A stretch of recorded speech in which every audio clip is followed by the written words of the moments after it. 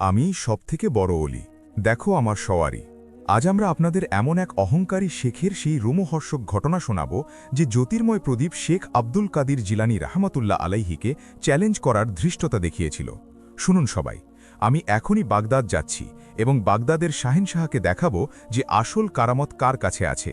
হে বাগদাদের শাহেনশাহ, যদি তুমি সত্য হও তবে এসো, আমার এই সিংহের মোকাবেলা করো। তারপর আগে কি হলো আসুন দেখি আজকের এই ভিডিওতে। আর বাগদাদের শাহেনশাহর মুরিদগণ ভিডিওটি লাইক, শেয়ার এবং কমেন্টে আল্লাহু আকবার অবশ্যই লিখবেন। এটি সেই সময় ছিল যখন বাগদাদের গলিগুলো জ্ঞান ও প্রজ্ঞার আলোতে আলোকিত ছিল। শহরের কেন্দ্রে এমন এক বিশাল খানকাহ ছিল যেখানে দিনরাত আল্লাহর নামের ধ্বনি প্রতিধ্বনিত হতো। এটি ছিল বাগদাদের শাহেনশাহ হযরত শেখ আব্দুল কাদির জিলানী রাহমাতুল্লাহ আলাইহির দরবার। সেখানকার দৃশ্য এমন ছিল যে হাজার হাজার মুরিদ আদবের সাথে বসে থাকত এবং বাগদাদের শাহেনশাহ মিম্বরে উপবিষ্ট হয়ে তৌহিদের এমন বয়ান করতেন যে পাথর হৃদয়ে মোমের মতো গলে যেত। তার এক কিমিয়া নজরে গুনাহগাররা তওবা করত এবং পথভ্রষ্ট মানুষ গন্তব্য খুঁজে পেত। বাগদাদের মানুষ ভাগ্যবান ছিল যে তাদের মধ্যে এমন এক ব্যক্তিত্ব উপস্থিত ছিলেন যার জালাল বা প্রভাব সিংহকেও কাঁপিয়ে দিত এবং যার সৌন্দর্য শুকিয়ে যাওয়া ফুলকেও ফুটিয়ে তুলত। কিন্তু ঠিক এই সময়ে বাগদাদ থেকে মাইলের পর মাইল দূরে এক জনশূন্য মরুভূমির নিস্তব্ধতায় অন্য এক ব্যক্তি নিজের জগৎ তৈরি করে বসেছিল। সে ছিল শেখ হাসিম, যে এক গুহায় নির্জনে থেকে বছরের পর বছর ইবাদত করছিল। শেখ হাসিমের শারীরিক গঠন ছিল দীর্ঘ এবং চোখ ছিল গভীর, কিন্তু সেই চোখে বিনয়ের বদলে এক অদ্ভুত অস্থিরতা ছিল। সে তাসবিহ তো পড়ছিল, কিন্তু তার মন নিজের বুজুর্গির স্বপ্ন বুনছিল। সে ভাবত, বাগদাদে তো এক শাহেনশাহ আছেন যার জয় জয়কার পড়ে গিয়েছে, কিন্তু আমি এখানে এই তপ্ত মরুভূমিতে যে পরিশ্রম করছি তার ফল আমি কবে পাব? আমার কারামত কবে দুনিয়ার সামনে প্রকাশ পাবে? যেখানে বাগদাদের শাহেনশাহ বাগদাদি তার মুরিদদের শেখাচ্ছিলেন যে নিজের নফস বা অহংকে মিটিয়ে দাও, সেখানে মরুভূমিতে শেখ হাসিম নিজের নফসকে লালন করছিল। একদিকে বিনয়ের সমুদ্র ছিল তো অন্যদিকে অহংকারের আগুন জ্বলছিল। কুদরত ফয়সালা করে নিয়েছিল যে এই দুই চরিত্রকে একদিন মুখোমুখি আনা হবে, যাতে দুনিয়া দেখতে পায় যে সত্য বিলায়ত কি হয় এবং লোক দেখানো বুজুর্গির পরিণাম কি হয়। একদিন বাগদাদে শাহেনশাহ বাগদাদির মাহফিল বসেছিল। এক অভাবী মানুষ দরবারে হাজির হয়ে আরজ করল, হে বাগদাদের শাহেনশাহ, আমার ফসল শুকিয়ে যাচ্ছে এবং গবাদি পশু মারা যাচ্ছে, দোয়া করুন। আপনি মুচকি হেসে আসমানের দিকে দৃষ্টি তুললেন। এখনও আপনার ঠোঁট দুটি নড়েও ওঠেনি যে বাগদাদের দিগন্তে কালো মেঘ ছেয়ে গেল এবং রহমতের বৃষ্টি শুরু হয়ে গেল। এটি ছিল বাগদাদের শাহেনশাহর সেই জালাল এবং আল্লাহর সাথে সেই নৈকট্য যে সৃষ্টির প্রতিটি বস্তু আপনার ইশারার অপেক্ষায় থাকত বলে মনে হতো। আপনি ফরমাতেন, বন্দেগী হলো এই যে তুমি আল্লাহর হয়ে যাও, তারপর আল্লাহ তোমার হয়ে যান। ঠিক এই মুহূর্তে মরুভূমির তপ্ত দুপুরে শেখ হাসিম এক টিলার ওপর দাঁড়িয়ে আল্লাহর কাছে এক অদ্ভুত দাবি করছিল। সে বাগদাদের দিকে মুখ করল এবং মনে মনে বলল, যদি বাগদাদের শেখের দোয়ায় বৃষ্টি হতে পারে, তবে আমার দোয়ায় এমন কিছু কেন প্রকাশ পায় না যা আমার প্রভাব বিস্তার করবে? সে হাত তুলল এবং গর্জন করে দোয়া করল, ইয়া আল্লাহ, আমাকে এমন এক সওয়ারি দাও যার গর্জনে জমিন কেঁপে উঠবে। আমি চাই যখন আমি বাগদাদের গলিগুলোতে প্রবেশ করব, মানুষ আমাকে দেখে ঠিক তেমনি কাঁপবে যেমন তারা তোমার জালাল বা প্রতাপে কাঁপে। এই দোয়াটি আসলে একটি ফিতনা ছিল যা শেখ হাসিম নিজের জন্য চেয়ে নিয়েছিল। যেখানে বাগদাদের শাহেনশাহ মানুষের দুঃখ ভাগ করে নিচ্ছিলেন, সেখানে শেখ হাসিম মানুষকে ভয় দেখানোর সরঞ্জাম চাইছিল। হঠাৎ মরুভূমির নিস্তব্ধতা এক ভয়ানক গর্জনে ভেঙে গেল। এক বিশালদেহী বাবর সিংহ, যার চোখগুলো রক্তের মতো লাল ছিল, ঝোপঝাড় থেকে বেরিয়ে শেখ হাসিমের দিকে এগিয়ে এলো। শেখ হাসিমের মুখে এক বিজয়ী হাসি ফুটে উঠল। তার মনে হল যে সে হয়তো বাগদাদের শাহেনশাহর সমকক্ষ হয়ে গিয়েছে, অথচ বাস্তবে সে নিজের ধ্বংসের সওদা করে ফেলেছিল। শেখ হাসিম এখন সিংহের পিঠে চড়ে লোকালয়ে ঘুরতে লাগল। সে যেখানে যেত ভয় ও আতঙ্ক ছড়িয়ে পড়ত। মানুষ তাকে সিংহ সাওয়ারি অলি বলতে শুরু করল, কিন্তু এই নামের পেছনে শ্রদ্ধা নয়, বরং আতঙ্ক ছিল। শেখ হাসিমের অহংকার এখন এতটাই বেড়ে গিয়েছিল যে সে গ্রামবাসীদের তুচ্ছ জ্ঞান করতে লাগল। সে বলতো, দেখো আমার এই সিংহ আল্লাহর সিপাহী, এর সেবা করো, নতুবা এ তোমাদের ছিঁড়ে ফেলবে। সে ভুলে গিয়েছিল যে আল্লাহর অলি তো তারা হন যাদের ছায়ায় পাখিরাও আশ্রয় নেয়, তারা নন যাদের দেখে মানুষ ভয় পায়। একদিন সে এক গরিব কৃষকের একমাত্র গাভীটি নিজের সিংহকে খাওয়ানোর হুকুম দিল। সেই কৃষক ডুকরে কেঁদে বলতে থাকল যে এই গাভীটিই আমার সন্তানদের জীবন। কিন্তু শেখ হাসিম বড় অহংকারের সাথে বলল, তোমার কি আল্লাহর কুদরতের ওপর বিশ্বাস নেই? আমার সিংহ ক্ষুধার্ত থাকবে, এটি আল্লাহ পছন্দ করেন না। যখন সিংহটি সেই গাভীটিকে ছিঁড়ে ফেলল, তখন সেই কৃষক এমন একটি কথা বলল যা শেখ হাসিমের অহংকারকে নাড়িয়ে দিল। সে বলল, হে শেখ, তুমি সিংহের ওপর চড়ে নিজেকে বড় মনে করো? কখনো বাগদাদে গিয়ে দেখো, সেখানে এমন এক শাহেনশাহ থাকেন যার দরবারের ফকিররাও তোমার মতো হাজারো সিংহকে নিজের জুতার ডগায় রাখে। কৃষকের এই কথাগুলো শেখ হাসিমের হৃদয়ে আগুন জ্বালিয়ে দিল। তার মনে হল তার কারামতকে চ্যালেঞ্জ করা হয়েছে। তার নবস ছটপট করে উঠল এবং সে তখনই ফয়সালা করল যে সে বাগদাদ যাবে এবং ওখানকার শেখের সাথে মোকাবিলা করবে। সে এটি দেখাতে চাইছিল যে তার সিংহ যে কোনো রুহানি শক্তির চেয়ে বড়। এদিকে বাগদাদে শাহেনশাহ বাগদাদি তার মুরিদদের মধ্যে উপবিষ্ট ছিলেন। হঠাৎ আপনার চেহারায় এক তেজস্বী হাসি ফুটে উঠল। আপনি আপনার এক খাস মুরিদের দিকে তাকিয়ে ফরমালেন, হে বৎস, মরুভূমি থেকে এক ব্যক্তি নিজের অহংকারের বোঝা এক সিংহের ওপর চাপিয়ে এই শহরের দিকে আসছে। সে মনে করছে যে তার সিংহ পৃথিবীর সবথেকে বড় হিংস্র প্রাণী। তাকে আসতে দাও। কুদরত তাকে এমন এক শিক্ষা দেবে যা কেয়ামত পর্যন্ত আগত অহংকারীদের জন্য দৃষ্টান্ত হয়ে থাকবে। সে আল্লাহর একত্ববাদের দাবি তো করে, কিন্তু তার হৃদয়ে আত্মপূজার মূর্তি বসে আছে। বাগদাদের শাহেনশাহ তার তসবির দানাগুলোতে গতি দিলেন এবং পরিবেশে এক নিস্তব্ধতা ছেয়ে গেল। আপনি খানকাহর বাইরে বসে থাকা সেই রুগ্ন ও দুর্বল কুকুরটির দিকে এক নজর দিলেন, যা হাড়ের কঙ্কাল বলে মনে হতো। কেউ জানত না যে শাহেনশাহ বাগদাদির এই এক নজর ওই কুকুরটির ভেতরে কোন প্রতাপ ভরে দিয়েছে। শেখ হাসিম বাগদাদের দিকে এগিয়ে আসছিল। তার সিংহ রাস্তায় গর্জন করতে করতে জমিন কাঁপিয়ে দিচ্ছিল। সে যেখান দিয়ে যাচ্ছিল মানুষকে বলছিল, আমি বাগদাদ যাচ্ছি, ওখানকার শেখকে নিজের কারামত দেখাতে। সে কি জানত যে সে এমন এক সমুদ্রের দিকে যাচ্ছে যেখানে তার কারামতের বিন্দুটি হারিয়ে যাবে? মাদ্রাসা কাদেরিয়ার ভেতরের দৃশ্য কোনো জান্নাতের চেয়ে কম ছিল না। গাছের ছায়ায় বসে ছাত্ররা দিনই ইলমের আলোচনায় মগ্ন ছিল এবং বাতাসে মেশক আম্বরের সুবাস বইছিল। শাহিনশাহ বাগদাদি হজরত শেখ আব্দুল কাদের জিলানী রহমতুল্লাহ আলায় এই সময়ে নিজের হুজরা থেকে বের হলেন এবং খানকাহার প্রাঙ্গণে এলেন।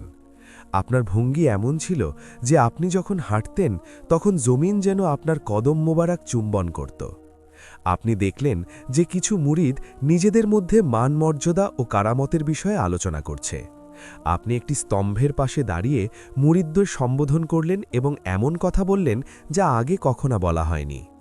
মনে রেখো, কারামত তো পুরুষদের দুর্বলতা, আসল কামাল বা পূর্ণতা হল বন্দেগিতে ফানা বা বিলীন হয়ে যাওয়া। আল্লাহর কিছু বান্দা এমনও থাকে যারা নিজের শক্তির নেশায় এতটাই অন্ধ হয়ে যায় যে তারা হিংস্র প্রাণীদের নিজের কারামতের সনদ বানিয়ে নেয়, যদিও তারা এটি জানে না যে হিংস্র প্রাণী শুধু মাংসের ক্ষুধার্ত হয়, যেখানে মানুষের নফস ইভানের ক্ষুধার্ত হয়। আপনি আপনার চাদর ঠিক করলেন এবং খানকাহার সেই কোণটির দিকে ইশারা করলেন যেখান থেকে বাগদাদের প্রধান দরজা দেখা যেত। আপনার চেহারায় এক অদ্ভুত নিস্তব্ধতা ছিল, যেন আপনি খুব বড় কোনো তুফান আসার আগের স্তব্ধতা দেখছেন। আপনি ফরমালেন যে আজ রাতে বাগদাদের মাটি এক নতুন শিক্ষা পাবে, এমন এক শিক্ষা যা বইয়ে নয় বরং বাস্তবে লেখা হবে। ওই সময়ে আপনার দরবারে উপস্থিত লোকেদের কোনো ধারণা ছিল না যে আপনি কার দিকে ইশারা করছেন, কিন্তু আপনার প্রতিটি কথা একটি গায়েবী ইশারা ছিল যা আগত ঘটনার ভিত্তি স্থাপন করছিল। এদিকে শেখ হাসিম বাগদাদের প্রাচীরের এত কাছে পৌঁছে গিয়েছিল যে সে শহরের উঁচু মিনারগুলোতে উড়তে থাকা পতাকা দেখতে পাচ্ছিল। কিন্তু সে যত কাছে আসছিল তার হৃদয়ের ভেতরে এক অজানা ভয় মাথাচাড়া দিচ্ছিল। তার সিংহ, যে এতক্ষণ মরুভূমিতে নির্ভয়ে গর্জন করছিল, এখন বারবার থেমে গিয়ে কান খাড়া করে নিচ্ছিল, যেন সে বাতাসে এমন কোনো শক্তির ঘ্রাণ পাচ্ছিল যার সাথে সে পরিচিত ছিল না। শেখ হাসিম রাগে সিংহকে খোঁচা দিল এবং তাকে এগিয়ে যেতে বাধ্য করল, কিন্তু তার নিজের ভেতরের অবস্থাও খুব একটা ভিন্ন ছিল না। সে ভাবছিল যে যদি সত্যিই বাগদাদের শেখ আমার চেয়ে বড় বের হন, তবে আমার বছরের পর বছরের পরিশ্রমের কি হবে? রাস্তায় এক জায়গায় তার সাথে কিছু মুসাফিরের দেখা হলো, যারা বাগদাদের লঙ্গরখানা থেকে খাবার খেয়ে আসছিল। শেখ হাসিম বড় অহংকারের সাথে জিজ্ঞাসা করল, তোমরা কি ওই ব্যক্তির দরবার থেকে আসছো যার খুব নামডাক আছে? তোমরা কি সেখানে আমার চর্চা শোনোনি? মুসাফিররা একে অপরের দিকে তাকালো এবং হাসতে লাগল। এক প্রবীণ বৃদ্ধ মুসাফির বলল, হে শেখ, সেখানে তো শাহেনশাহদের হুদিশ পাওয়া যায় না, তুমি নিজের কথা বলছো। সেখানে তো ওই সব লোক যায় যারা আমি বা অহংকারকে বাইরে ফেলে রেখে আসে। তুমি এই সিংহকে নিয়ে ভেতরে যাবে তো মনে রেখো, এখানকার বাতাসেও শাহেনশাহ বাগদাদির সুবাস মিশে থাকে। শেখ হাসিমের রাগ সপ্তম আকাশে পৌঁছে গেল। সে সিংহের ঘাড়ের চুল জোরে আঁকড়ে ধরল এবং গর্জন করে উঠল, আজ বাগদাদ দেখবে সিংহ সাওয়ারির পায়ের খোঁচায় কত জোর আছে। যখন সে শহরের প্রধান দরজায় পৌঁছল তখন সূর্যাস্তের সময় ছিল এবং আসমান রক্তের মতো লাল হয়ে আসছিল। পাহারাদাররা যখন দেখল যে এক ব্যক্তি বাবর সিংহের উপর সাওয়ার, তখন তাদের বুদ্ধি লোপ পাওয়ার উপক্রম হল। শেখ হাসিম দরজায় দাঁড়িয়ে উচ্চস্বরে ডাকল, বলো, তোমাদের শেখের দরবার কোথায়? আমি মরুভূমির সুলতান হাসিম এসেছি, যার সামনে হিংস্র প্রাণীরা সেজদা করে। শহরের গলিগুলোতে শোরগোল পড়ে গেল। মানুষ নিজের ছাদে উঠে পড়ল যাতে এই অনন্য মুসাফিরকে দেখতে পায়। শেখ হাসিম এই ভিড় দেখে নিজের অহংকার আরও বৃদ্ধি পেতে অনুভব করল। সে জানত না যে এই ভিড় তাকে সম্মান দেওয়ার জন্য নয়, বরং তার পরিণাম দেখার জন্য জমা হচ্ছিল। সিংহ প্রতিটি কদম যা ফেলছিল তা শেখ হাসিমকে সেই দরবারের কাছে নিয়ে যাচ্ছিল যেখানে বড় বড় অহংকারীদের শিরোচ্ছেদ না করেই তাদের অহংকার মিটিয়ে দেওয়া হতো। বাগদাদের প্রধান বাজার, যাকে সুকে বাগদাদ বলা হতো, তা নিজের সমস্ত জৌনুস নিয়ে খোলা ছিল। সুগন্ধি, রেশমি কাপড় এবং তামাক আসার দোকানের সামনে ক্রেতাদের ভিড় ছিল। কিন্তু যেমনই শেখ হাসিম নিজের বিশালদেহী বাবর সিংহের উপর সাওয়ার হয়ে শহরের এই ব্যস্ততম অংশে প্রবেশ করল, সময় যেন থমকে গেল। সিংহের গলায় বাঁধা জিঞ্জিরের ঝংকার এবং তার ভারী কদমের শব্দ বাজারের চঞ্চলতাকে নিস্তব্ধতায় বদলে দিল। মানুষ ভয়ের চোটে নিজের দোকানের তক্তার পেছনে লুকোতে লাগল এবং ঘোড়সাওয়াররা নিজের জানোয়ারের লাগাম টেনে ধরল, কারণ ঘোড়াগুলো সিংহের গন্ধ পেয়ে দিভ্রান্ত হচ্ছিল। শেখ হাসিমের প্রভাব প্রতিপত্তি এই সময় দেখার মতো ছিল। সে নিজের মাথায় এক বড় পাগড়ি বেঁধে রেখেছিল, যার শিমলা বাতাসে উড়ছিল। তার চোখে এক বিজয়ী চমক ছিল। সে ডানে বামে তাকাতে তাকাতে এমনভাবে যাচ্ছিল যেন সে এই শহরের বিজেতা। সে উচ্চস্বরে ডাক দিয়ে বলল, হে বাগদাদবাসী, দেখো এবং সাক্ষ্য দাও যে মরুভূমি থেকে আল্লাহর সেই অলি এসেছে যে হিংস্র প্রাণীদের নিজের গোলামির পাটা পরিয়েছে। তোমাদের শহরের দরবারগুলোতে তো শুধু মানুষ মাথা নত করে, আমার সামনে তো জঙ্গলের রাজারাও মাথা নত থাকে। তার এই ডাক বাজারের দেওয়ালগুলোতে ধাক্কা খেয়ে প্রতিধ্বনিত হচ্ছিল। কিছু লোক যারা শাহেনশাহ বাগদাদির প্রকৃত ভক্ত ছিল, তারা শেখ হাসিমের এই অহংকার দেখে আফসোসের সাথে মাথা নাড়ছিল। এক বৃদ্ধ আতর বিক্রেতা নিজের দোকান থেকে বাইরে তাকিয়ে ধীর গলায় বলল, হে মুসাফির, তুমি সিংহের ওপর বসে নিজের বড়ত্বের দাবি করছ। এখনও তুমি এই দরবারের হাওয়া পাওনি, যেখানে সিংহ তো দূরের কথা, বড় বড় অবাধ্যদের আত্মাও কেঁপে ওঠে। শেখ হাসিম ওই বৃদ্ধের কথা শুনল তো তার পিত্তি জ্বলে গেল। সে সিংহকে এমন এক খোঁচা দিল যে সিংহ এক বুক কাঁপানো গর্জন ছাড়ল। দোকানে ঝোলানো মাটির পাত্রগুলো নিচে পড়ে ভেঙে গেল এবং পরিবেশে এক ভয়ানক নিস্তব্ধতা ছেয়ে গেল। শেখ হাসিম ভেবেছিল তার এই প্রতাপ বাগদাদবাসীকে স্তম্ভিত করে দেবে, কিন্তু সে এটি জানত না যে বাগদাদের প্রতিটি গলি এবং প্রতিটি দেওয়াল শাহেনশাহ বাগদাদের রুহানি বেষ্টনীতে ছিল। সে যত মাদ্রাসা কাদেরিয়ার দিকে এগোচ্ছিল, তার এক অদ্ভুত অনুভূতি হতে লাগল। পরিবেশে এক এমন শক্তিশালী ঢেউ ছিল যা তার সিংহকে বারবার পেছনে হটতে বাধ্য করছিল। সিংহ যে এতক্ষণ নির্ভয়ে ছিল, এখন তার কদম টলছিল এবং সে বারবার গর্জন করছিল, যেন তার সামনে এমন কিছুর মোকাবিলা হচ্ছে যা সে দেখতে পাচ্ছিল না। মাদ্রাসার কাছে পৌঁছাতেই মানুষের ভিড় বাড়তে লাগল। ওখানকার দৃশ্যই ছিল আলাদা। একদিকে গরিবদের জন্য দস্তরখান বিছানো ছিল, অন্যদিকে ওলেমাদের মাহফিল বসেছিল। শেখ হাসিম দেখল যে এখানে তো কেউ তার দিকে ভ্রুক্ষেপই করছে না, যেন তার মতো সিংহ সওয়ারির কোনো গুরুত্বই নেই। এটি দেখে শেখ হাসিমের অহংকারে আঘাত লাগল। সে ভাবল, এই লোকগুলো কত নির্বোধ। আমার মতো কারামতের অধিকারী তাদের মধ্যে আছে, আর তারা এক ফকিরের খানকাহার দিকে দৌড়ে যাচ্ছে। সে ফায়সালা করে নিল যে এখন সে চুপচাপ যাবে না, বরং এমন এক ধামাকা করবে যে পুরো বাগদাদ কেঁপে উঠবে।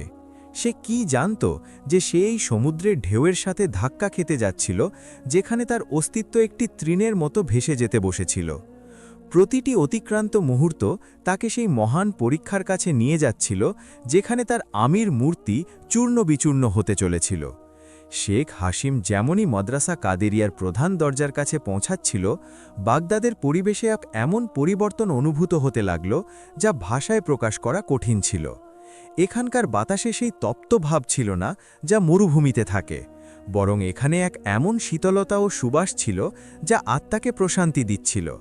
কিন্তু শেখ হাসিমের জন্য এই প্রশান্তি অস্থিরতার কারণ হয়ে দাঁড়াচ্ছিল। তার সিংহ যে এতক্ষণ জমিনকে নিজের গর্জনে কাঁপিয়ে আসছিল, এখন অদ্ভুত সব আচরণ করতে শুরু করল। তার মজবুত ও চওড়া পেশিগুলো কাঁপছিল এবং তার কানগুলো পেছনের দিকে সেটে গিয়েছিল। সে বারবার নিজের মাথা নিচু করে জমিন শুকছিল এবং তারপর আসমানের দিকে তাকিয়ে এক এমন ক্ষীণ আওয়াজ বের করছিল যেন সে কোনো অদৃশ্য শক্তির কাছে আশ্রয় চাইছে। শেখ হাসিম নিজের লাঠি সিংহের পাজরে জোরে গেঁথে দিল এবং গড়গড় করে বলল, কি হলো হে বনের রাজা, তুমি কি ভয় পেয়ে গিয়েছ? মনে করো সেই সময়ের কথা যখন তুমি মরুভূমির হাতিদের ধরাশায়ী করেছিলে। আজ আমাদের এই দরবারের সামনে নিজের শক্তির প্রভাব জমাতে হবে, যার চর্চা পুরো দুনিয়ায় রয়েছে। কিন্তু সিংহের ওপর তার এই ধমকের কোনো কাজ হল না। সেই হিংস্র প্রাণী যাকে মৃত্যুর পয়গাম মনে করা হতো, এখন এক ভীত জানোয়ারের মতো কদম ফেলছিল। শেখ হাসিম অনুভব করল যে মানুষ তাকে দেখে হাসছে। খানকাহর বাইরে দাঁড়িয়ে থাকা মুরিদদের চোখে সেই ভয় ছিল না যার সে অভ্যস্ত ছিল, বরং তাদের চোখে এক এমন সহানুভূতি ছিল যা কোনো অবুঝ শিশুর জন্য হয়ে থাকে। এরই মধ্যে খানকাহর বড় ফটকে মুরিদদের একটি দল জমা হয়ে গেল। তাদের মধ্য থেকে এক বৃদ্ধ মুরিদ, যার দাড়ি সাদা ছিল এবং চেহারায় গভীর প্রশান্তি ছিল, এগিয়ে এলেন এবং শেখ হাসিমের পথ রোধ করলেন। তিনি বড় গম্ভীর স্বরে বললেন, হে মুসাফির শেখ, এটি শাহেনশাহ বাগদাদির খানকাহ। এখানে বড় বড় সুলতানরা নিজের তাজ বা মুকুট খুলে প্রবেশ করেন। আপনি এই হিংস্র প্রাণীর উপর সওয়ার হয়ে এখানে কি প্রমাণ করতে চান? এখানে প্রতাপ বা জালাল শুধু আল্লাহর জাতের জন্যে। যদি আপনি মঙ্গল চান তবে এই সওয়ারি থেকে নেমে পড়ুন, কারণ সামনের পথ পা দিয়ে নয় বরং হৃদয়ের বিনয় দিয়ে পাড়ি দিতে হয়। শেখ হাসিমের চেহারা রাগে লাল হয়ে উঠল। তার অহংকার এই উপদেশে মারাত্মকভাবে আহত হল। সে তীক্ষ্ণ নজরে এই মুরিদকে দেখল এবং কড়া গলায় বলল, তুমি আমাকে উপদেশ দিচ্ছ? আমি সেই ব্যক্তি যে বছরের পর বছর রিয়াজাত বা সাধনা করে এই হিংস্র প্রাণীকে নিজের গোলাম বানিয়েছি। এই সিংহ আমার কারামতের সাক্ষী। আমি এখানে কাউকে ভয় পেয়ে নামতে আসিনি, বরং এটি দেখাতে এসেছি যে আল্লাহর সত্য অলিদের সামনে সৃষ্টির প্রতিটি অণু মাথা নত করে। যাও এবং তোমার শেখকে বলো যে মরুভূমির সিংহ সাওয়ারি তার দরজায় দাঁড়িয়ে আছে এবং তার সাথে সাক্ষাৎ করতে চায়। খাস মুরিদ একটি দীর্ঘশ্বাস ফেললেন এবং চুপচাপ পেছনে সরে গেলেন। তিনি বুঝতে পেরেছিলেন যে শেখ হাসিমের বুদ্ধির উপর তার অহংকারের মোটা পর্দা পড়ে গিয়েছে। ঠিক এই মুহূর্তে মাদ্রাসার ভেতর থেকে আল্লাহর নামের এক এমন জোরালো আওয়াজ এলো, আল্লাহু। এই ধ্বনি এতটাই শক্তিশালী ছিল যে শেখ হাসিমের কানে যেন বিদ্যুৎ চমকাতে লাগল। তার সিংহ এই আওয়াজ শোনা মাত্রই দিশেহারা হয়ে পেছনের দিকে লাফিয়ে উঠল এবং প্রায় শেখ হাসিমকে তার পিঠ থেকে ফেলে দেওয়ার উপক্রম করল। শেখ হাসিম বড় কষ্টে ভারসাম্য বজায় রাখল, কিন্তু এখন তার কপালে ঘাম চলে এসেছে। সে দেখল যে খানকাহের এক কোণে সেই রুগ্ন, দুর্বল এবং হাড়ের কঙ্কাল হয়ে থাকা কুকুরটি এখনও চুপচাপ বসে আছে, কিন্তু তার চোখ এখন খোলা ছিল এবং সে অনবরত সিংহের চোখের দিকে তাকিয়েছিল। সিংহ যখন এই কুকুরের দিকে দেখল, তখন সে নিজের লেজ দুই পায়ের মাঝে ঢুকিয়ে নিল এবং এক এমন ক্ষীণ আওয়াজ বের করল যেন সে ক্ষমা চাচ্ছে। শেখ হাসিম নিজের চোখের উপর বিশ্বাস করতে পারছিল না। সে ভাবছিল, এটি কেমন জাদু? আমার সিংহ এক রুগ্ন কুকুরকে দেখে কেন ভয় পাচ্ছে? সে রাগে একবার পুনরায় আল্লাহর নাম নিয়ে সিংহকে এগিয়ে নেওয়ার চেষ্টা করল, কিন্তু সিংহের পা যেন জমিনে গেঁড়ে গিয়েছিল। এখন সূর্য পুরোপুরি ডুবে গিয়েছিল এবং বাগদাদের মিনারগুলোতে মশাল জ্বলে উঠেছিল। বাতাসে দুরুদ ও সালামের ধ্বনি উচ্চারিত হতে লাগল। শেখ হাসিম খানকাহার ঠিক সামনে দাঁড়িয়েছিল। না সে এগোতে পারছিল আর না পেছনে হটার সাহস ছিল, কারণ পেছনে হটা মানে তার অহংকারের মৃত্যু। সে সেখানেই থিতু হয়ে দাঁড়িয়ে গেল এবং উঁচু গলায় ডাকতে লাগল, হে বাগদাদের শাহেনশাহ, যদি আপনি সত্য হন তবে বাইরে আসুন এবং আমার এই সিংহের মোকাবিলা করুন। আমি শুনেছি আপনার দরবারে কারামত বিলায়। আজ আমিও নিজের কারামতের পরীক্ষা দিতে এসেছি। তার এই ধৃষ্টতায় খানকাহাতে উপস্থিত মুরিদদের চেহারায় তেজ চলে এলো। পরিবেশে এক অদ্ভুত উত্তেজনা তৈরি হয়েছিল। একদিকে এক অহংকারী আবেদ নিজের হিংস্র প্রাণীর উপর সাওয়ার হয়ে দাঁড়িয়েছিল, এবং অন্যদিকে নিস্তব্ধতার সেই সমুদ্র ছিল যার একটি ঢেউ শেখ হাসিমের অস্তিত্বকে ভাসিয়ে নেওয়ার জন্য যথেষ্ট ছিল। রাতের অন্ধকার বাড়তে লাগল এবং শেখ হাসিমের বুক দুরু দুরু করতে লাগল। সে প্রথমবারের মতো অনুভব করল যে সে এমন কোনো শক্তির সাথে মোকাবিলা করতে যাচ্ছে যা সিংহের সাথে নয়, বরং আত্মার সাথে খেলা করে। এটি সেই স্থান ছিল যেখান থেকে শেখ হাসিমের আমির শেষ সফর শুরু হওয়ার কথা ছিল এবং বাগদাদের ইতিহাসে এক নতুন অধ্যায় রচিত হতে যাচ্ছিল। রাতের কালো ছায়া বাগদাদকে ঢেকে ফেলেছিল, কিন্তু শাহিন শাহ বাগদাদির খানকাহর প্রদীপের আলো দূর দূরান্ত পর্যন্ত ছড়িয়েছিল। শেখ হাসিম এখনও খানকাহর প্রধান দরজার ঠিক সামনে নিজের সিংহের ওপর সাওয়ার হয়ে দাঁড়িয়েছিল, যেন কোনো পাহাড় নিজের জায়গা থেকে সরতে প্রস্তুত নয়। তার চারপাশে বাগদাদবাসীর এক বিশাল জনসমাবেশ ঘটে গিয়েছিল, যারা মশালের আলোতে এই অদ্ভুত দৃশ্য দেখছিল। মানুষ নিজেদের মধ্যে কানাঘুষা করছিল, এই ব্যক্তি কি পাগল যে শাহেনশাহ বাগদাদিকে ললকারছে? সে কি জানে না যে এই চৌকাঠে বড় বড় বাদশাদের মাথা নত হয়ে যায়? শেখ হাসিম যখন এই কথাগুলো শুনল, তখন তার চেহারায় এক তিক্ত হাসি ফুটে উঠল। সে নিজের সিংহের ঘাড়ের চুল শক্ত করে ধরল এবং ঘাড় উঁচু করে ভিড়ের উদ্দেশ্যে বলল, তোমরা যাকে শাহেনশাহ বলো, আজ তাকে আমার কারামত দেখতে হবে। আমি বছরের পর বছর মরুভূমির নির্জন গুহায় রিয়াজত করেছি। আমি সেই সব জিকির করেছি যাতে পাহাড় ফেটে যায়। আমার এই সিংহ কোনো সাধারণ জানোয়ার নয়, এটি আমার রুহানি শক্তির প্রমাণ। যদি তোমাদের শাহেনশাহর ক্ষমতা থাকে, তবে তিনি আমার এই প্রতাপের মোকাবিলা করুন। তার শব্দগুলো এমন ধারালো ছিল যেন কোনো বিষাক্ত খঞ্জর। এরই মধ্যে খানকাহর ভেতর থেকে এক মধ্যবয়সী মুরিদ, যার নাম শেখ মনসুর, বড় গাম্ভীর্যের সাথে বাইরে এলেন। তার হাতে একটি কাঠের পেয়ালা ছিল এবং তার চেহারায় সেই প্রশান্তি ছিল যা শুধুমাত্র শাহেনশাহ বাগদাদির সাহচর্য থেকে অর্জিত হয়। তিনি শেখ হাসিমের সিংহের একেবারে কাছে এসে দাঁড়ালেন।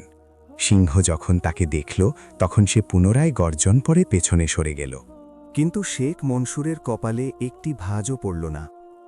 তিনি শেখ হাসিমের চোখের দিকে তাকিয়ে বড় শান্ত স্বরে বললেন, হে মুসাফির, তুমি যে সিংহের ওপর বসে আছো, এটি গোশত আর রক্তের একটি পুতুল, যাকে আল্লাহ তোমার জন্য পরীক্ষা বানিয়েছেন। তুমি একে নিজের কারামত বলো? কারামত তো সেটিই যা মানুষের চরিত্র বদলে দেয়। আমাদের শাহেনশাহ বাগদাদি এই মুহূর্তে নিজের রবের দরবারে সেজদায় আছেন। তিনি তোমার এই পার্থিব প্রদর্শনী থেকে অনেক ঊর্ধ্বে। তুমি এখানে কি নিতে এসেছ? যদি তোমার নিজের শক্তির ওপর এতটাই ভরসা থাকে, তবে মনে রেখো যে এই দরবারের একটি ধূলিকণাও তোমার এই পাহাড়ের মতো সিংহকে উড়িয়ে দেওয়ার জন্য যথেষ্ট। শেখ হাসিম রাগে চিৎকার করে বলল, তোমরা শুধু কথা বলতে জানো, আমি এখানে তোমাদের আওয়াজ শুনতে আসিনি। আমি চাই তোমাদের শাহেনশাহ বাইরে আসুন এবং আমাকে বলুন যে তার বেলায়ত বড় নাকি আমার। শেখ মনসুর মুচকি হেসে খানকাহর সেই দেয়ালটির দিকে ইশারা করলেন, যেখানে সেই রুগ্ন কুকুরটি এখনও অর্ধনিমিলিত চোখে সিংহকে দেখছিল। তিনি বললেন, তোমার মনে হয় শাহেনশাহ বাগদাদিকে তোমার জন্য বাইরে আসার প্রয়োজন আছে? হে নির্বোধ, এই দরবারের শান এই যে এখানকার কুকুরও তোমার এই সিংহের অহংকার ভেঙে দেওয়ার জন্য যথেষ্ট। কিন্তু তুমি এখনও নিজের নফসের অন্ধকারে আছো, তুমি হকের আলো দেখতে পাবে না।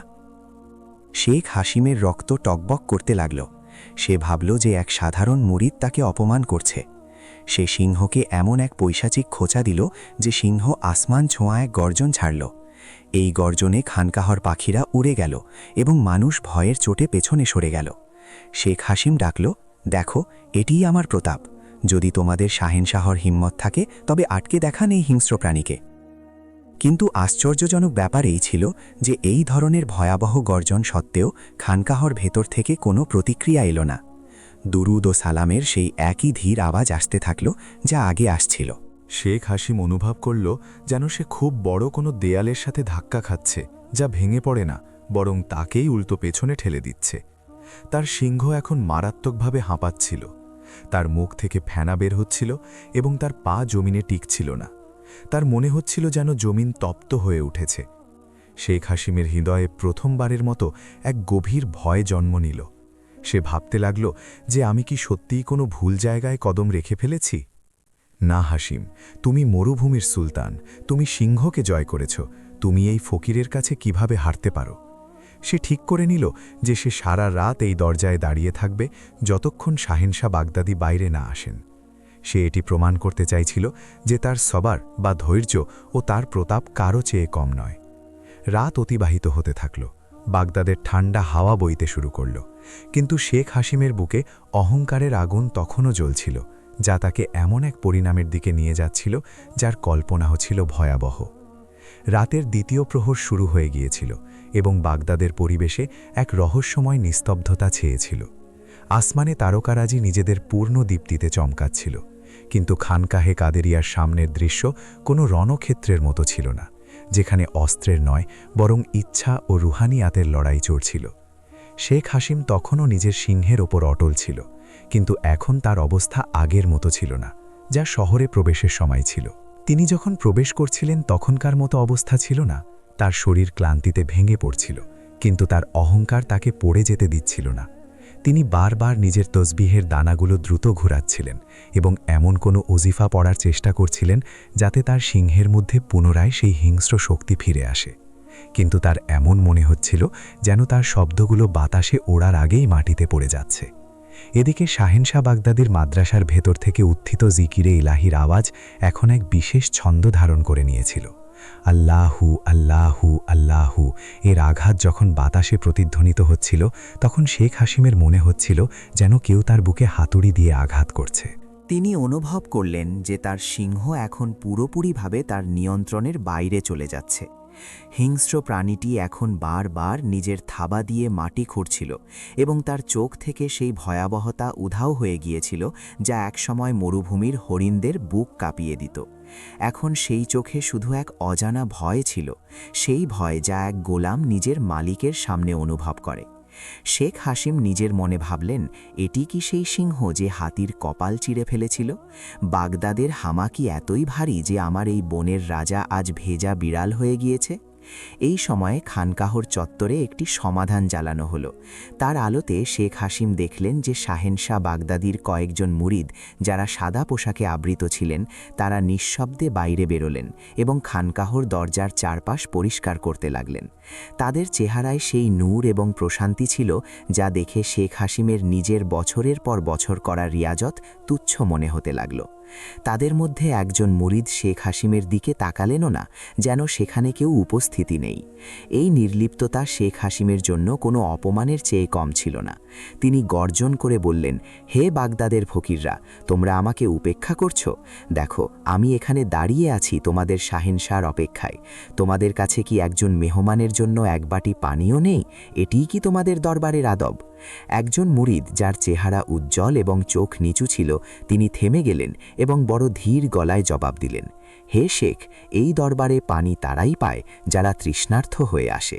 যারা এখানে আগুন হয়ে আসে তারা নিজেদের তাপেই পুড়ে যায়। আপনি এখানে মেহমান হয়ে নয় বরং একজন প্রতিদ্বন্দ্বী হয়ে এসেছেন। যদি আপনার তৃষ্ণা পেয়ে থাকে তবে আগে এই সিংহ থেকে নামুন, নিজের অহংকারের এই মূর্তিটি ভাঙুন, তারপর দেখুন এখানকার মাটিও আপনার তৃষ্ণা কিভাবে মেটায়। শেখ হাসিম রাগে নিজের জুব্বা ঝাড়া দিলেন এবং বললেন, তোমরা শুধু শব্দের জাদুকর। আমাকে এই কুকুরটির বাস্তবতা বলো যে এখন পর্যন্ত ওখানে বসে আমাকে একদৃষ্টে দেখছে। তোমাদের শাহেনশাহর কাছে কি আর কোনো নিদর্শন নেই যে তিনি এই তুচ্ছ জানোয়ারটিকে আমার বিপরীতে ছেড়ে রেখেছেন? মুরিদ সাদিক মুচকি হাসলেন এবং বড় গভীর কথা বললেন, সে তুচ্ছ নয়, সে এই চৌকাঠের অনুগত, আর এই চৌকাঠের অনুগতে এমন শক্তি আছে যা 7 আসমানের প্রতাপকে নিজের মধ্যে গুটিয়ে নিতে পারে। সে আপনাকে একদৃষ্টে দেখছে না, সে আপনার পরিণামের অপেক্ষা করছে, কারণ তার মালিক শাহেনশাহ বাগদাদির হুকুম এখনও জারি হয়নি। এটি শুনে শেখ হাসিমের রক্ত টকবক করতে লাগল। সে ফয়সালা করল যে সে এখন আর বেশিক্ষণ অপেক্ষা করবে না। সে নিজের হাত আসমানের দিকে তুলল এবং এমন এক দোয়া চাইল যা জালাল এবং রাগে পূর্ণ ছিল। সে চাইল যেন এখনই কোনো মোজেজা প্রকাশ পায় এবং এই খানকা ধূলিসাৎ হয়ে যায়, নাউজুবিল্লাহ। কিন্তু যেমনই সে দোয়ার জন্য হাত তুলল, তার মনে হলো যেন তার হাত কেউ লোহার জিঞ্জির দিয়ে বেঁধে ফেলেছে। তার জিহ্বা তালুর সাথে সেঁটে গেল এবং সে একটি শব্দও উচ্চারণ করতে পারল না। এটি ছিল শাহেনশাহ বাগদাদির সেই রুহানি প্রভাব যা এখন শেখ হাসিমের চারপাশে এক বেষ্টনী হয়ে দাঁড়িয়েছিল। রাতের নিস্তব্ধতা এখন আরও গম্ভীর হতে থাকছিল এবং শেখ হাসিম প্রথমবারের মতো এটি উপলব্ধি করলেন যে তিনি কোনো মানুষের সাথে নয়, বরং কুদরতের এমন এক ব্যবস্থার সাথে টাকরা গেছেন যেখান থেকে ফেরার রাস্তা শুধু তওবা অথবা সম্পূর্ণ ধ্বংস। সে সিংহের ওপর বসে কাঁপছিল এবং সামনে সেই কুকুরটি এখন ধীরে ধীরে নিজের জায়গা থেকে উঠে আড়মোড়া দিচ্ছিল, যেন তার ডিউটির সময় শুরু হতে চলেছে। রাতের শেষ প্রহর ছিল যখন তারকারাজি ম্লান হতে লাগল এবং বাগদাদের পরিবেশে এক এমন পবিত্র শীতলতা নামল যা আত্মাকে উন্মাদনায় আনার জন্য যথেষ্ট ছিল। আকাশের পূর্ব দিগন্তে শুভ্রতার একটি হালকা রেখা ফুটে উঠতে শুরু করেছিল, যা দেখে পাখিরা নিজেদের বাসায় কিচিরমিচির করা শুরু করে দিয়েছিল। এটি সেই সময় ছিল যখন পুরো মহাবিশ্ব নিজের স্রষ্টার দরবারে সিজদাবনত হওয়ার প্রস্তুতি নিচ্ছিল, কিন্তু বাগদাদের এই খানকার বাইরের নাটক তখনও চলছিল। শেখ হাসিমের অবস্থা এখন করুণ হয়ে গিয়েছিল। সারা রাত জেগে থাকা, ক্লান্তি এবং এই রুহানি চাপ তার চেহারার রং উড়িয়ে দিয়েছিল। তার সেই রেশমি জুব্বা এখন ধুলোয় মাখা ছিল এবং তার চোখগুলো, যা একসময় অহংকারে লাল থাকত, এখন ঘুম ও ভয়ের মিশ্রণে ভারী হয়ে গিয়েছিল। কিন্তু আশ্চর্যের বিষয় এটি ছিল যে যত ফজরের সময় ঘনিয়ে আসছিল, শেখ হাসিমের সিংহ যে সারা রাত অস্থির ছিল, এখন একদম শান্ত হয়ে গিয়েছিল। সেই হিংস্র প্রাণীটি এখন গর্জন করা তো দূরের কথা, শ্বাসও এতটাই ধীরভাবে নিচ্ছিল যেন তার ভয় হচ্ছিল যে তার শ্বাসের আওয়াজও কারোর অমর্যাদা না করে ফেলে। শেখ হাসিম অনেকবার চেষ্টা করলেন যাতে সিংহকে নাড়া দিতে পারেন, তাকে পুনরায় সেই হিংস্র ভঙ্গিতে দাঁড় করাতে পারেন যার ওপর তার গর্ব ছিল, কিন্তু সিংহের পা যেন জমিনে গেড়ে গিয়েছিল। শেখ হাসিমের হৃদয়ে এক ভয়াবহ চিন্তা এলো। এই নিস্তব্ধতা কি খুব বড় কোনো ঝড়ের পূর্বাভাস? সেই মহান ব্যক্তিত্ব কি এখন বাইরে আসতে চলেছেন, যার ভয়ে মহাবিশ্বের হিংস্র প্রাণীরাও ভেজা বিড়াল হয়ে যায়? হঠাৎ খানকাহার সুউচ্চ দরজার ভেতর থেকে মুয়াজ্জিনের দরদ মাখা আওয়াজ ভেসে এলো, আল্লাহু আকবার, আল্লাহু আকবার। ফজরের এই প্রথম আজান যখন বাগদাদের নিস্তব্ধ পরিবেশে ছড়িয়ে পড়ল, তখন শেখ হাসিম অনুভব করলেন যেন তার চারপাশে থাকা সমস্ত কৃত্রিম সাহায্য ভেঙে পড়ছে। প্রতিটি আল্লাহু আকবারের আঘাত তার নফসের মূর্তির ওপর একটি হাতুড়ির মতো লাগছিল। তারপর সেই দৃশ্য প্রকাশ পেল যার জন্য মানুষ শত বছরের তৃষ্ণা নিয়ে অপেক্ষা করছিল। দরজা থেকে এমন এক নুরানি ব্যক্তিত্ব বেরোলেন যার কদমের ছোঁয়ায় জমিন উজ্জ্বল হয়ে উঠছে বলে মনে হচ্ছিল। ইনি ছিলেন শাহেনশাহ বাগদাদি হজরত শেখ আব্দুল কাদির জিলানী রহমতুল্লাহি আলাইহি। আর আপনার চেহারা থেকে এমন নুরানি রশ্মি বিচ্ছুরিত হচ্ছিল যে শেখ হাসিমের চোখ ধাঁধিয়ে গেল।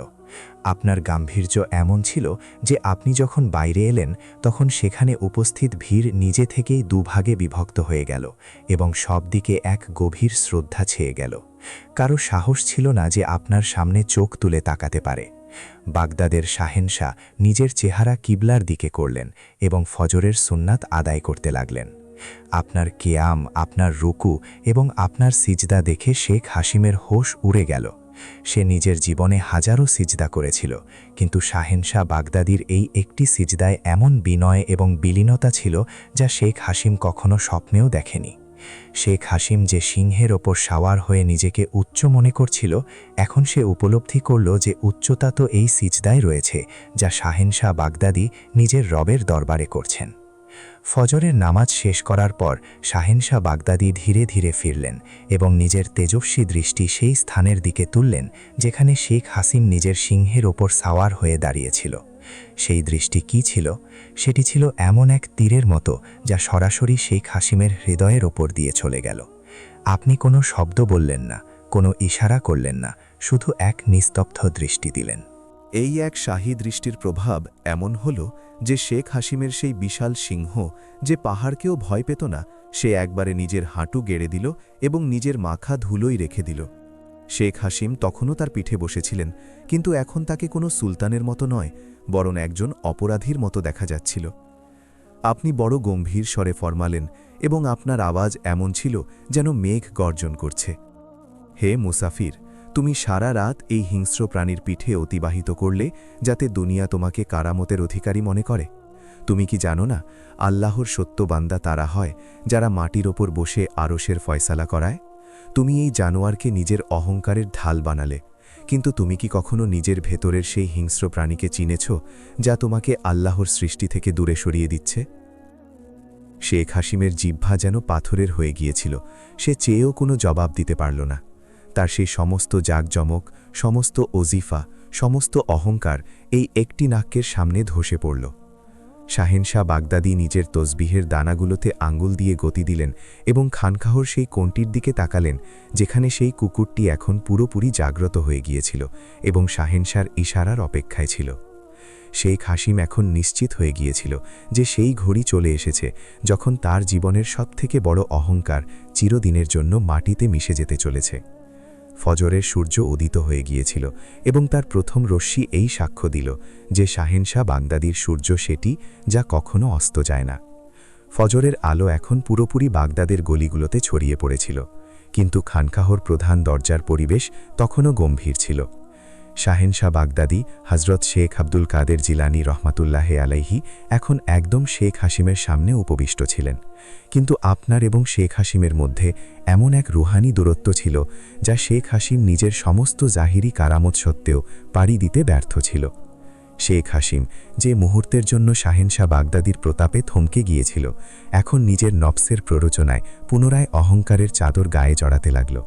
সে নিজের সিংহের পিঠে হাত দিয়ে আঘাত করল এবং তাকে পুনরায় দাঁড়াতে বাধ্য করল। শেখ হাসিম নিজের কণ্ঠে কৃত্রিম প্রভাব সৃষ্টি করে বলল, হে বাগদাদের শাহেনশাহ, আমি শুনেছিলাম আপনার দরবারে জ্ঞানের গভীরতা পাওয়া যায়, কিন্তু এখানে তো আমি শুধু নিস্তব্ধতা এবং শব্দের জাল দেখতে পাচ্ছি। আপনি আমার এই সিংহকে দেখে কেন মেনে নিচ্ছেন না যে আল্লাহ আমাকে সেই প্রতাপ দিয়েছেন যা অন্য কেউ পায়নি? আপনি আমাকে বিনয়ের পাঠ দিচ্ছেন, কিন্তু এটি কি সত্য নয় যে আপনার এই শহরেও আপনার শাসন চলে? আমি মরুভূমিতে একা থেকে সেই শক্তি অর্জন করেছি যে আমি যদি ইশারা করি তবে এই সিংহ আপনার এই পুরো খানখা কাঁপিয়ে দেবে। শাহেনশাহ বাগদাদি শেখ হাসিমের এই তপ্ত ও তীক্ষ্ণ কথাগুলো বড় প্রশান্তি ও স্থিরতার সাথে শুনলেন। আপনার চোখে রাগ ছিল না, বরং এক এমন সহানুভূতি ছিল যা কোনো চিকিৎসকের চোখে তার রোগীর জন্য থাকে। আপনি ফরমালেন, হে হাসিম, তুমি যে প্রতাপের কথা বলছো তা প্রতাপ নয়, বরং বিপদ। তুমি মনে করো এই হিংস্র প্রাণীকে নিয়ন্ত্রণে রাখা বিলায়ত? বিলায়ত তো নিজের ভেতরের এই রাগ, এই অহংকার এবং এই আমিকে নিয়ন্ত্রণ করার নাম, যা তোমাকে এই মুহূর্তে নাড়া দিচ্ছে। তুমি বলো যে তুমি নির্জনে রিয়াজত করেছ, কিন্তু তোমার রিয়াজত তোমাকে স্রষ্টার কাছে নেওয়ার বদলে সৃষ্টির ওপর প্রভুত্ব জমাতে শিখিয়েছে। মনে রেখো, আল্লাহ তাকে পান না যে সিংহের ওপর সওয়ার হয়ে ঘোরে। আল্লাহ তাকে পান যার হৃদয় ভাঙা এবং যার অস্তিত্ব মাটিতে মিশে গিয়েছে। এই আলোচনার মাঝেই সেই রুগ্ন ও দুর্বল কুকুরটি, যা এতক্ষণ চুপচাপ বসেছিল, হঠাৎ নিজের জায়গা থেকে উঠল এবং ধীরে ধীরে শেখ হাসিমের সিংহের চারপাশে চক্কর দিতে লাগল। কুকুরটি এতটাই রুগ্ন ছিল যে তার পাঁজরের হাড় গোনা যাচ্ছিল, কিন্তু তার হাঁটার ভঙ্গিতে এক এমন নির্লিপ্ততা ছিল যে সিংহ তার চোখ দিয়ে তাকে অনুসরণ করতে লাগল। কুকুরটি কখনো সিংহের ডানে দিয়ে যেত, কখনো বাম দিয়ে, এবং কখনো একেবারে সিংহের চোয়ালের খুব কাছ দিয়ে চলে যেত। সিংহ যে এতক্ষণ শান্ত ছিল, এই কুকুরের এই নির্ভীকতায় প্রচণ্ড গর্জন করছিল, কিন্তু তার সাহস হচ্ছিল না যে সে এর উপর ঝাঁপিয়ে পড়তে পারে। শেখ হাসিম কুকুরটিকে নিজের চারপাশে ঘুরতে দেখে তার রাগের সীমা রইল না। সে ডাক দিয়ে বলল, হে বাগদাদের শাহেনশাহ, এটি কি তামাশা? আপনার এই কুকুর আমার বোনের রাজার অপমান করছে। একে এখান থেকে সরান, নতুবা আমার সিংহ যদি একটুও নড়ে তবে এই কুকুরের নাম নিশানা মুছে যাবে। আপনার কাছে কি সত্যের আর কোনো দলিল নেই যে আপনি এই নাপাক জানোয়ারটিকে আমার মোকাবিলায় নিয়ে আসছেন? শাহেনশাহ বাগদাদি শেখ হাসিমের ওপর এক গভীর দৃষ্টি দিলেন এবং ফরমালেন, হাসিম, সত্যের দলিল বাইরে নয়, ভেতরে থাকে। তুমি যাকে নাপাক বলছো সে আনুগত্যের প্রতিমূর্তি, আর তুমি যাকে সুলতান বলছো সে শুধুমাত্র তোমার অহংকারের প্রতিচ্ছবি। তুমি বারবার সিংহের কথা বলছো, তোমার এই সিংহকে একটু হুকুম দাও তো যে সে এই কুকুরটির দিকে এক কদম এগোতে পারে কিনা। শেখ হাসিম একে চ্যালেঞ্জ হিসাবে নিল এবং নিজের সিংহকে পুরো শক্তি দিয়ে লাথি মারল। সে এক বিশেষ ওজিফা উচ্চস্বরে পড়ল, যাতে সিংহের চোখে পুনরায় রক্ত নেমে এলো। সিংহ এমন এক ভয়াবহ গর্জন করল যে আশেপাশে দাঁড়িয়ে থাকা লোকেদের বুক কেঁপে উঠল এবং কেউ কেউ তো ভয়ের চোটে পেছনে সরে গেল। সিংহ নিজের সামনের থাবা তুলল যাতে কুকুরটিকে পিষে ফেলে, কিন্তু যেমনই কুকুরটি তার পাশ দিয়ে গেল সিংহের সেই থাবা হাওয়ায় ঝুলে রইল, যেন তাকে কোনো অদৃশ্য জিঞ্জির দিয়ে বেঁধে ফেলা হয়েছে। সিংহ ছটফট করতে লাগল। সে গর্জন করছিল, রাগে নিজের মাথা নাড়াচ্ছিল, কিন্তু তার পা যেন জমিনে গেড়ে গিয়েছিল। শাহেনশাহ বাগদাদি সামনে এগিয়ে এসে ফরমালেন, দেখে নিলে হাসিম, তোমার প্রতাপের বাস্তবতা শুধু এতটাই যে আল্লাহ একে একটি কুকুরের সামনে অসহায় করে দিয়েছেন। তুমি হক এবং বাতিলের কথা বলো। হক সেটি যা মেটালে মেটে না, এবং বাতিল সেটি যা প্রদর্শনীর মুখাপেক্ষী হয়। তোমার এই সিংহ বাতিলের প্রতীক, কারণ এটি তোমাকে মানুষের চেয়ে উঁচু দেখানোর জন্য। আর আমার এই কুকুর হকের সেই নিস্তব্ধতার বহিঃপ্রকাশ, যা বড় বড় তুফানের মুখ ঘুরিয়ে দেয়। তুমি সিংহ পাললে, আক্ষেপ যদি তুমি আল্লাহর সাথে সম্পর্ক করতে। শেখ হাসিম এখন ভয়ের চোটে ঘামে ভিজে একাকার হয়ে গিয়েছিল। তার মনে হচ্ছিল যেন তার সমস্ত জ্ঞান এবং সমস্ত কারামত এই দরবারের বাতাসে উড়ে যাচ্ছে। কুকুরটি এখনও সিংহের চারপাশে তওয়াফ করছিল, যেন সে সিংহকে নয় বরং শেখ হাসিমের অহংকারকে বেষ্টনীতে নিচ্ছে। শেখ হাসিমের বুক কাঁপছিল, তার মস্তিষ্ক অসাড় হয়ে গিয়েছিল, কিন্তু তার নফস তখনও শেষ আঘাত হানার প্রস্তুতি নিচ্ছিল। তিনি জানতেন না যে এখন সেই মুহূর্ত কাছে, যখন কুদরত তার এই বনের রাজার এমন দশা করতে চলেছে যা দেখে তার আত্মা পর্যন্ত কেঁপে উঠবে। বাগদাদের পরিবেশে এই সময়ে এক অদ্ভুত উত্তেজনা বিরাজ করছিল। সূর্যের আলো এখন পুরোপুরি খানকাহর প্রতিটি দেয়ালকে আলোকিত করে দিয়েছিল, কিন্তু শেখ হাসিমের হৃদয়ের অন্ধকার দূর হওয়ার নাম নিচ্ছিল না। সে নিজের সিংহের উপর বসে হাঁপাচ্ছিল, তার হাত কাঁপছিল এবং তার মুখ থেকে বের হওয়া ওজিফাগুলো এখন অকার্যকর হয়ে গিয়েছিল। সামনে শাহেনশাহ বাগদাদি হজরত শেখ আব্দুল কাদের জিলানী রহমতুল্লাহি আলাইহির চেহারায় সেই প্রশান্তি ছিল যা শুধু তাদেরই নসিব হয় যারা নিজের অস্তিত্বকে আল্লাহর মধ্যে বিলীন করে দিয়েছেন। শেখ হাসিম শেষবারের মতো নিজের অহংকারকে এককাট্টা করে চিৎকার করে বলল, হে বাগদাদের শাহেনশাহ, আপনার নিস্তব্ধতা আমাকে ডরাতে পারবে না। যদি আপনার কাছে কোনো শক্তি থাকে তবে প্রকাশ করুন, নতুবা আমার এই সিংহের রাগ দেখুন। সে সিংহকে এমন এক পৈশাচিক খোঁচা দিল যে সিংহ আসমান জমিন কাঁপিয়ে এমন এক গর্জন ছাড়ল যে বাগদাদের পাখিরা গাছ থেকে উড়ে গেল এবং দূর দূরান্ত পর্যন্ত দেয়াল কেঁপে উঠল। সিংহ নিজের থাবা জমিনে গেড়ে দিল এবং ঝাঁপিয়ে পড়ার জন্য তৈরি হয়ে গেল। ঠিক এই মুহূর্তে শাহিনশাহ বাগদাদি নিজের নুরানি চোখ তুললেন এবং সেই রুগ্ন কুকুরটির দিকে তাকালেন যা এতক্ষণ সিংহের চারপাশে ঘুরছিল। আপনি অত্যন্ত প্রশান্ত অথচ গম্ভীর আওয়াজে ফরমালেন, হে অনুদত, সময় হয়ে গিয়েছে। এই অহংকারীকে জানিয়ে দাও যে এই দরবারের কুকুররাও আল্লাহর হুকুমে কি করতে পারে। যাও এবং ওর বনের রাজার অহংকার মাটিতে মিশিয়ে দাও। আপনার এই বাক্যটি শেষ হওয়া মাত্রই মহাবিশ্বের মানচিত্র বদলে গেল। সেই কুকুরটি যা এতক্ষণ হাড়ের কঙ্কাল বলে মনে হচ্ছিল, হঠাৎ এমন এক ভয়ঙ্কর রূপ ধারণ করল যে মানুষের বুদ্ধি স্তব্ধ হয়ে গেল। তার শরীর থেকে এক অদ্ভুত প্রতাপ ফুটে বের হতে লাগল।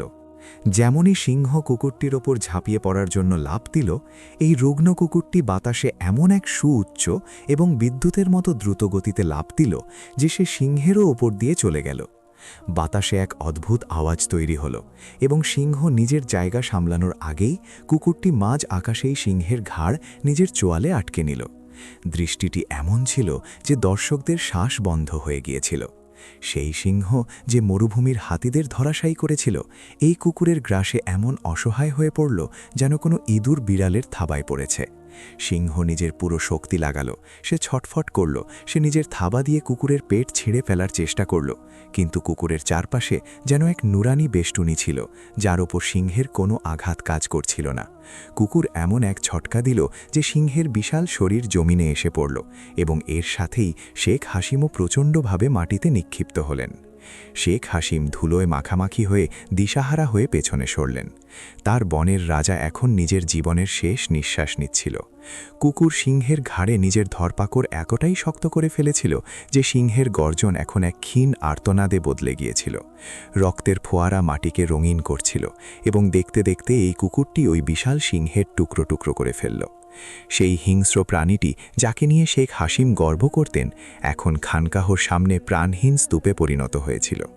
পুরো ময়দানে এক এমন নিস্তব্ধতা ছেয়ে গেল যে শুই পড়ার শব্দও শোনা যেতে পারত। মানুষ হতবাক হয়ে দাঁড়িয়ে এই শিক্ষণীয় দৃশ্য দেখছিল। যখন সিংহের কাজ খতম হয়ে গেল তখন সেই কুকুরটি পুনরায় নিজের সেই রুগ্ন ও মিসকিন সুরতে ফিরে এলো এবং অত্যন্ত শান্তভাবে হাঁটতে হাঁটতে শাহিন শাহ বাগদাদির কদম মোবারকে এসে বসে পড়ল, যেন আরজ করছে যে মালিক আপনার হুকুম পূরণ হয়েছে। শাহিন শাহ বাগদাদি শেখ হাসিমের দিকে তাকালেন, যিনি এখন মাটিতে পড়েছিলেন। তার পাগড়ি খুলে গিয়েছিল এবং তার অহংকার ভেঙে চুরমার হয়ে গিয়েছিল। আপনি কদম বাড়ালেন এবং তার কাছে এসে দাঁড়ালেন। আপনার জালাল বা প্রতাপ এখন জাতা বা সৌন্দর্যে বদলে গিয়েছিল। আপনি অত্যন্ত নরম স্বরে ফরমালেন, হাসিম, দেখলে তো, যে শক্তির উপর তুমি গর্ব করছিলে তা আল্লাহর এক সামান্য গোলামের সামনেও টিকতে পারল না।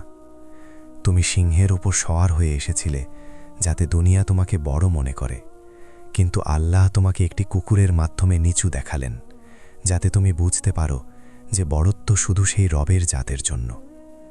তোমার বছরের পর বছর রিয়াজত তোমাকে আমি শিখিয়েছিল, কিন্তু শাহেনশাহ বাগদাদির দরবার তোমাকে তুমি শেখানোর জন্য। শেখ হাসিমের চোখ দিয়ে অশ্রু ঝরতে লাগল। তার বুকে থাকা সেই পাথর যা অহংকার দিয়ে তৈরি হয়েছিল এখন মোম হয়ে গলে যাচ্ছিল।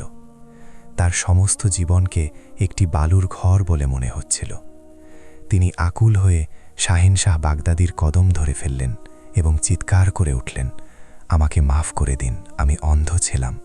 আমি নিজের অস্তিত্বের মোহে আপনার মাকাম চিনতে পারিনি। আমাকে এই অহংকারের আগুন থেকে বের করুন, আমাকে আপনার গোলাম বানিয়ে নিন। বাতাসে সুবহান আল্লাহ ধ্বনি প্রতিধ্বনিত হতে লাগল এবং বাগদাদের দিগন্তে সত্যের সূর্য নিজের পূর্ণ দীপ্তিতে চমকাতে লাগল। শেখ হাসিমের অহংকার মিটে গিয়েছিল এবং এখন এক সত্য হকতালাবি বা সত্য সন্ধানীর জন্ম হচ্ছিল। খানকাহে কাদেরিয়ার সামনের ময়দান এখন এক বদলে যাওয়া দৃশ্যের সাক্ষ্য দিচ্ছিল। যেখানে কয়েক মুহূর্ত আগে অহংকারের গর্জন ছিল, সেখানে এখন কান্নার শব্দ এবং আস্তাগফারের আওয়াজ প্রতিধ্বনিত হচ্ছিল। শেখ হাসিম, যিনি একসময় মরুভূমির মুকুটহীন সম্রাট হয়ে ঘুরতেন, এখন শাহিন শাহ বাগদাদির কদমে পড়েছিলেন। তার মাথা মাটিতে ছিল এবং তার চোখ থেকে ঝরে পড়া পানি বাগদাদের মাটিকে ভিজিয়ে দিচ্ছিল। সেই সিংহ এখন স্রেফ এক শিক্ষার নিদর্শন হয়ে মাটিতে পড়েছিল এবং সেই কুকুরটি যা এই প্রতাপের কারণ হয়েছিল, সে পুনরায় নিজের নিস্তব্ধ ও মিসকিন সুরতে একপাশে বসে নিজের চোখ বন্ধ করে নিয়েছিল। শাহিন শাহ বাগদাদি নিজের নুরানি হাত শেখ হাসিমের মাথায় রাখলেন। এই স্পর্শে এমন প্রভাব ছিল যে শেখ হাসিম অনুভব করলেন যেন তার বুকের ভেতরে কয়েক যুগ ধরে জমে থাকা বরফ গলে যাচ্ছে। আপনি অত্যন্ত দয়ালু ভঙ্গিতে ফরমালেন, হে হাসিম, ওঠো, আল্লাহর রহমত থেকে নিরাশ হইও না। এটি যা তুমি আজ নিজের চোখে দেখলে, এটি কোনো জাদু ছিল না। এটি স্রেফ সেই অহংকারের মৃত্যু ছিল যা তোমাকে স্রষ্টা থেকে দূরে সরিয়ে দিচ্ছিল। তুমি ভেবেছিলে যে তুমি সিংহকে বশ করেছ, অথচ তুমি নিজেই নিজের নফসের কয়েদি হয়ে গিয়েছিলে। যেদিন মানুষ আল্লাহর সামনে পুরোপুরি ঝুঁকে যায়, মহাবিশ্বের প্রতিটি বস্তু তার সামনে ঝুঁকে যায়। কিন্তু যে মহাবিশ্বকে ঝোঁকানোর নিয়তে ঝুঁকে পড়ে, তাকে কুদরত একদিন কুকুরের সামনেও অসহায় করে দেয়। শেখ হাসিম কাঁপা কাঁপা কণ্ঠে আরজ করলেন, হে বাগদাদের শাহেনশাহ, আমার জীবন বৃথা গেল। আমি বছরের পর বছর গুহায় কাটিয়েছি, আমি হাজারো ওজিফা পড়েছি, কিন্তু আমি শুধু নিজের বড়ত্ব চেয়েছি। আমাকে বলুন, আমার জন্য কি এখনও ক্ষমা আছে? আল্লাহ কি আমার মতো অহংকারীকে কবুল করবেন, যে তার বান্দাদের মনে কষ্ট দিয়েছে এবং নিজের কারামতের প্রদর্শনী করেছে? তার কণ্ঠে এমন আকুতি ছিল যে সেখানে উপস্থিত মুরিদদের চোখও ভিজে গেল। শাহেন শাহ বাগদাদি আসমানের দিকে দৃষ্টি তুললেন এবং ফরমালেন, হাসিম, আল্লাহর রহমত তোমার গুনাহর চেয়ে অনেক বেশি প্রশস্ত। তিনি তোমাকে এই চৌকাঠ পর্যন্ত পৌঁছে দিয়েছেনই এই জন্য যাতে তোমাকে পবিত্র করতে পারেন। সত্য তওবা হলো এই যে মানুষ নিজের অস্তিত্বকে মিটিয়ে দেয়। এখন তোমাকে সেই রাস্তা অবলম্বন করতে হবে যেখানে কেউ তোমাকে চিনবে না, যেখানে তোমার নাম নেওয়ার মতো কেউ থাকবে না এবং যেখানে তুমি স্রেফ এক বিনয়ী বান্দা হয়ে থাকবে। আপনি আপনার এক খাদেমকে ইশারা করলেন, যিনি ভেতর থেকে একটি সাধারণ কালো পোশাক এবং একটি তসবি নিয়ে এলেন। শাহেন শাহ বাগদাদি শেখ হাসিমের সেই রেশমি জুব্বা খুলিয়ে দিলেন যা তার অহংকারের পোশাক ছিল এবং তাকে সেই দরবেশের পোশাক পরিধান করালেন। এই মুহূর্তে শেখ হাসিম অনুভব করলেন যে তার কাঁধ থেকে এক বিশাল বড় বোঝা নেমে গিয়েছে। তিনি, যিনি সিংহের ওপর সবার হয়েও অস্থির ছিলেন, এখন মাটিতে বসে প্রশান্তি অনুভব করছিলেন। শাহেনশাহ বাগদাদি তাকে নসিহত করলেন, যাও হাশেম, এখন ফিরে যাও, কিন্তু এবার তোমার সফর সেই সফর হবে না যা তুমি এখানে আসার সময় পাড়ি দিয়ে এসেছিলে। এখন তুমি সেই লোকালয়গুলোতে যাবে যেখানে তুমি মানুষকে ভয় দেখিয়েছিলে, এবং সেখানে গিয়ে তাদের পায়ের ধুলো হবে। যে বৃদ্ধ কৃষকের গাভী তুমি কেড়ে নিয়েছিলে তার ঘরে গিয়ে ক্ষমা চাও। যে বিধবার মনে তুমি কষ্ট দিয়েছিলে তার সেবা করো।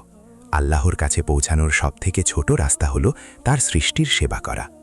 শেখ হাশেম শাহেনশাহ বাগদাদির হাত মোবারক চুম্বন করলেন এবং সেখানেই অঙ্গীকার করলেন যে তিনি তার অবশিষ্ট জীবন এই তওবা ও সেবায় কাটিয়ে দেবেন।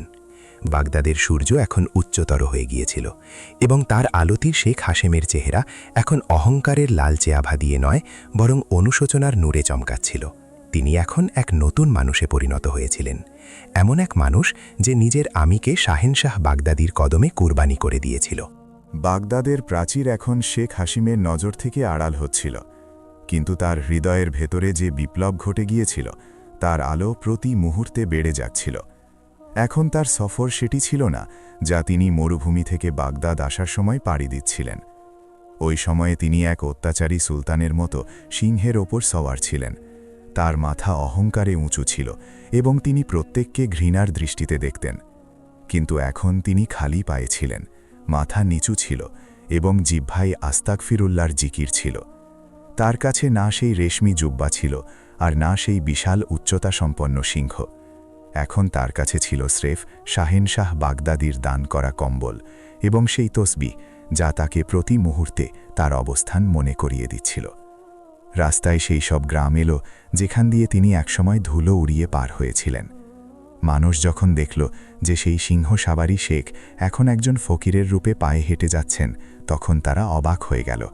কোথাও শিশুরা হাসাহাসি করত, তো কোথাও মানুষ টিপ্পনি কাটত, কিন্তু শেখ হাসিমের কপালে এখন একটি ভাঁজও পড়ত না। তিনি প্রতিটি টিপ্পনিকে আল্লাহর পক্ষ থেকে নিজের নফসের সংশোধনের মাধ্যম মনে করতেন। এক জায়গায় সেই সব মুসাফিরদের দেখা মিলল যারা তাকে বাগদাদ যাওয়ার আগে সাবধান করেছিলেন। তারা যখন শেখ হাসিমকে এই অবস্থায় দেখল, তখন ডাক দিয়ে বলল, হে শেখ, তোমার সেই সিংহ কোথায় গেল? তোমার সেই প্রতাপ কোথায় হারিয়ে গেল? শেখ হাসিম বড় বিনয়ের সাথে জবাব দিলেন, ভাই, সিংহ তো ওই বাগদাদের গলিগুলোতে আমার অহংকারের সাথে কোরবানি হয়ে গিয়েছে। এখন স্রেফ এক গুনহাগার বান্দা বেঁচে আছে যে নিজের রবের কাছে ক্ষমার প্রত্যাশী। তার সফরের আসল গন্তব্য ছিল সেই গ্রাম যেখানে তিনি এই বৃদ্ধ কৃষকের গাভী কেড়ে নিয়েছিলেন। যখন তিনি সেখানে পৌঁছালেন, তখন গ্রামবাসীর মধ্যে হুলস্থুল পড়ে গেল। কেউ ডাক দিল, পালাও, সেই অত্যাচারী শেখ এসে পড়েছে, আজ আবার কারোর সর্বনাশ হবে। কিন্তু যখন মানুষ দেখল যে সেই ব্যক্তিটি কাঁদতে কাঁদতে এই বৃদ্ধ কৃষকের কুঁড়েঘরের বাইরে ধুলোয় বসে পড়েছেন, তখন সবার পা থেমে গেল। শেখ হাসিম কৃষকের পা জড়িয়ে ধরলেন এবং ডুকরে কাঁদতে লাগলেন। তিনি কান্নার মাঝেই বললেন, হে বুজুর্গ, আমি আল্লাহর তসবিহ পড়তাম, কিন্তু আল্লাহর বান্দাদের ভুলে গিয়েছিলাম। আমি তোমার গাভী নয়, তোমার হৃদয় কেড়েছিলাম। আমাকে মাফ করে দাও, নতুবা আমি শাহেনশাহ বাগদাদির সামনে কোনো দিন মুখ দেখানোর যোগ্য থাকব না। বৃদ্ধ কৃষক, যে কোনোদিন কল্পনাও করেনি যে এত বড় কারামতের অধিকারী ব্যক্তি একজন গরিবের কদমে পড়বে, তার চোখও ভিজে এলো। সে শেখ হাসিমকে জড়িয়ে ধরল এবং বলল, শেখ সাহেব, যে দরবার আপনাকে এত বদলে দিয়েছে, সেই দরবারের বরকতে আমি আপনাকে মাফ করলাম। শেখ হাসিম তার জীবনের সমস্ত জমানো পুঁজি এবং সেই সব হাদিয়া যা মানুষ তাকে রাস্তায় দিয়েছিল, এই কৃষক এবং গ্রামের অন্যান্য অভাবীদের মধ্যে বিতরণ করে দিলেন। তিনি এখন নিজের ঠিকানা এই গ্রামেরই এক জনশূন্য কোণে বানিয়ে নিলেন, যেখানে তিনি সারাদিন মানুষের সেবা করতেন এবং সারা রাত আল্লাহর দরবারে কাঁদতেন। সময় অতিবাহিত হতে থাকল এবং শেখ হাসেমের খ্যাতি এখন একজন মানব সেবক হিসেবে ছড়িয়ে পড়ল।